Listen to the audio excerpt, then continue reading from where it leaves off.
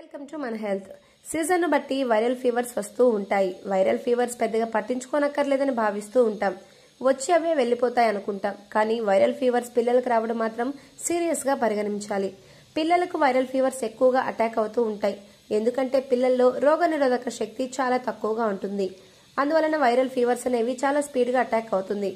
Viral fevers attack అవ్వగానే ఆ మందులు ఈ మందులు ఆ సూదులు అంటూ పిల్లలని ఇబ్బంది పెట్టకుండా కొన్ని సహజ పద్ధతుల్లో ఆ ఫీవర్ ని తగ్గించవచ్చు.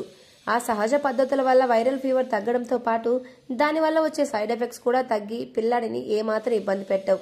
ఆ పద్ధతులేంటో ఇప్పుడు మనం తెలుసుకుందాం. పిల్లలకు జ్వరం వచ్చిన సమయంలో వారిలో రోగనిరోధక శక్తి పెంచాల్సిన అవసరం ఉంటుంది. అందుకే మొదట వారికి 2 టీ స్పూన్ల తేనెలో కాస్త అల్లం రసంను పట్టించాలి.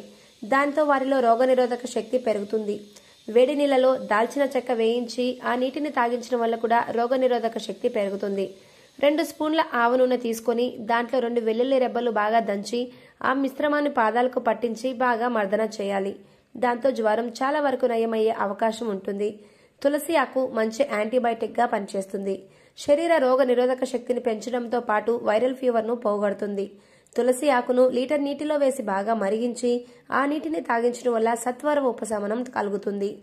ఇక ధనియాల పొడితో కషాయం తయారు చేసి పిల్లలకి తాగించడం వల్ల కూడా వైరల్ ఫీవర్ తగ్గుతుంది. ధనియాల పొడిని నీటిలో వేసి బాగా మరిగించి ఆ తర్వాత వడగట్టి గోరువెచ్చటి నీటిని తాపించాలి. ఇలా చేయడం వల్ల కూడా వైరల్ ఫీవర్ తగ్గుతుంది. ఈ పద్ధతులను 2 రోజులు చూసిన తర్వాత కూడా జ్వరం తగ్గకుంటే వెంటనే హాస్పిటల్ తీసుకెళ్లడం ఉత్తమం. మరీ ఆలస్యం చేయడం వల్ల వైరల్ ఫీవర్ టైఫాయిడ్ గా మారే అవకాశం ఉంటుంది.